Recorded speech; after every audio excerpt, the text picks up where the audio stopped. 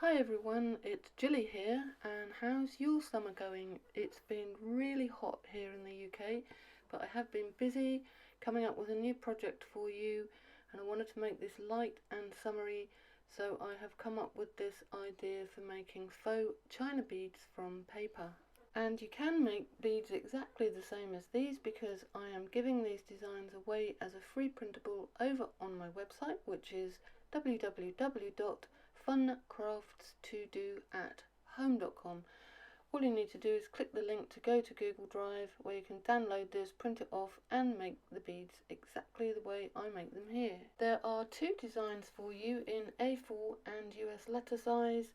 One is a bluey colour and the other one is a warmer colour, and what I did with mine is when I made the necklace with them I alternated the blue and red. Once you've been over to my website and printed off your designs, you need to cut them into strips, but you absolutely need to make sure that you cut inside the black line. You don't want the black line to be on your strips once they are cut. So you'll see me here positioning the metal ruler really carefully so that when I make the cut down the edge of the strip, I will cut the black line away. This is because if you don't get rid of the line, when your bead is rolled, the line will come out really prominently on the finished bead and it isn't going to look like china. So you do need to take your time when you cut these strips. You need to take more time than you possibly might if you weren't bothered about the lines being there or not. So make sure you concentrate and get your ruler in the right place. Oh, and a good place to start cutting when you cut these strips is to do the top and bottom of the strips first, all in one go. It will just save you time. You can see that I am being ultra careful here and making sure that I do cut inside the lines. And this is what you want. You want nice clean edges with no lines left on there. And here are mine all cut. It didn't really take me that long. Once you get into the swing of it and you get your ruler in the right place, it gets easier, it gets quicker. I'm not sure how long it took me to cut all these, but it wasn't long. Now it's time to actually roll the beads, and I'm going to use my own 3mm bead rolling tool. I manufacture these myself and I sell them on Etsy, and I use Pritt stick on the end of the bead strip to make sure that it sticks when I finish rolling it. And you'll see here that I'm rolling this quite slowly. Well, apart from when I speed up the image.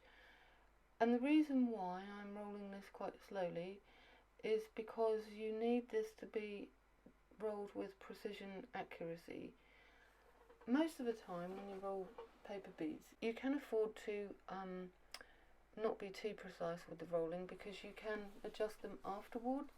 But I've found with these beads, because you want them, I suppose because they're so light in colour, and you want them to look like china, you really need everything to be equal, top and bottom, and it didn't really seem to work very well if I tried to adjust the rolling after I had finished rolling the bead. People that make paper beads all the time will know exactly what I mean. You can usually adjust the bead up or down to compensate for any sloppy rolling that you've done. So these are the two colours. I'm just going to show you again me rolling this without me speeding up the film, just so you can see how slowly I actually take this and the attention that I pay to the sides to get them even.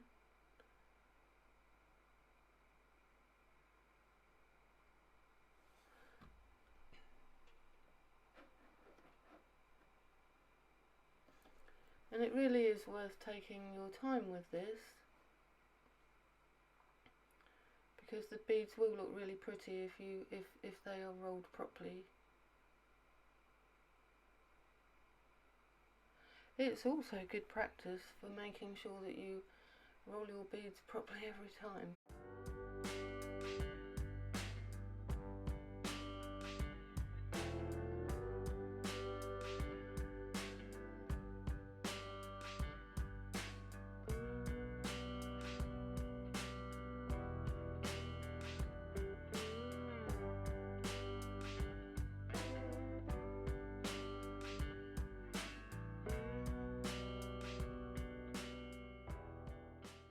I always use cocktail sticks to put my beads on when I have glazed them, so that they can be on these to dry. And you can see these ones, I've been using them for ages, and it's time to prepare some nice new clean ones to prevent sticking when the beads are on here drying.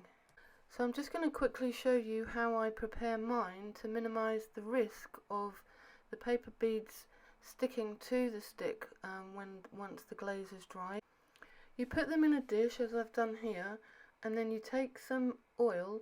I've actually used olive oil here, but it's only because that's the only oil that I had in the house. But you don't need to use olive oil, that's a bit expensive. Just use some cheap cooking oil, and you literally just cover the sticks in oil and then pat them off with some kitchen paper and you're good to go. And I use this block of Florist's Oasis to push these sticks into when I'm drying the bead. And one more tip, I prefer to flatten my beads. It's purely your own choice. You can have them flat or you can leave them round like the one on the right. So you can just see the difference there. But if you do want to flatten your beads, this is a quick and easy way to do it.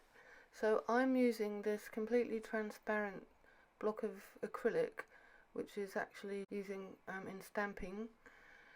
But I like to use the clear acrylic to squish my beads down, because you can actually see where the design is and you can make sure that you don't push it off to the left or the right.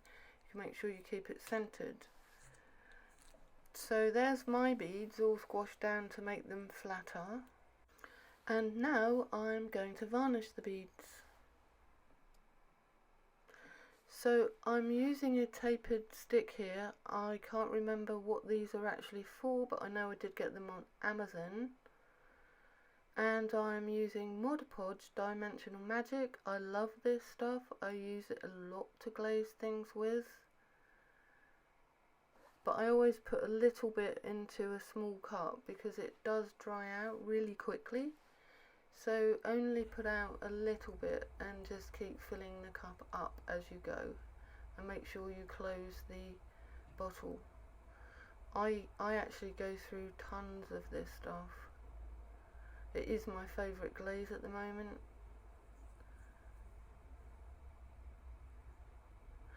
So you need to put enough on to give it a good shiny coat, but you mustn't put so much on that when you have got these pushed into the Oasis drying, what you don't want is for the glaze to be so thick that it starts to run down and kind of go thick at the bottom of the bead. So you just need to practice striking a happy medium here, because what I do is I put the coats on fairly thinly so that they won't run and glob, and then I think I ended up putting about 3 coats on these particular beads, and 3 coats was fine. If you don't have any of those tapered sticks, you can use a couple of cocktail sticks to push in there to hold them steady while you paint the dimensional magic on, or whatever varnish you decide to use. So that's it. You just stick them into the Oasis, and in a few hours they are dry and ready to use to make some lovely jewellery. And once they're dry, this is what they sound like. They're really quite tough and durable.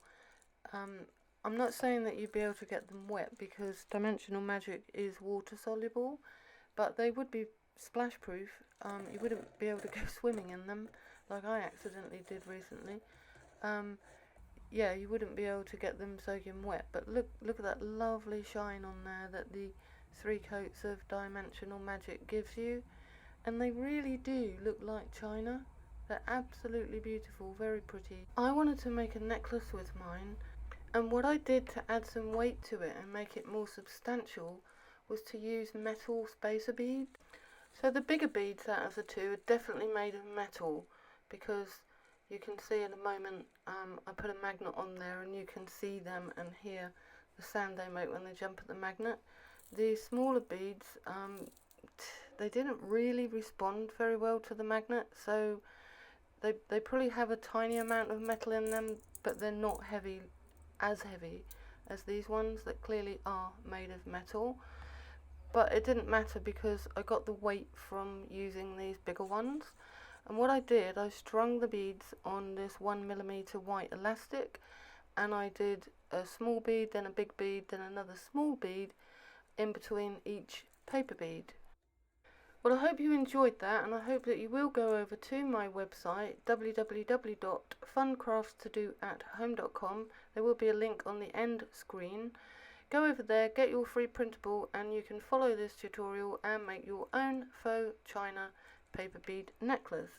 I will be back soon with another tutorial for you and more free printables, but meanwhile I'm going to leave you with a brief look at some of my other videos that you may not have seen yet.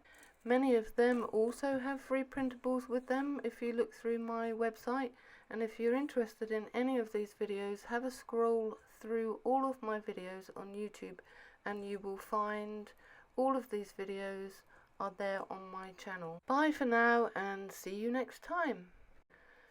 If you're interested in making any of these things or watching my videos and you can't find them, I will put links to these videos in the description below here, and you should be able to find them. And the ones that do have free printables attached to them, you can get them. They're all over on my website, and as I said before, the link to my website is on the end screen of this video. Thanks for watching everyone, and I look forward to seeing you again soon with something new. Bye!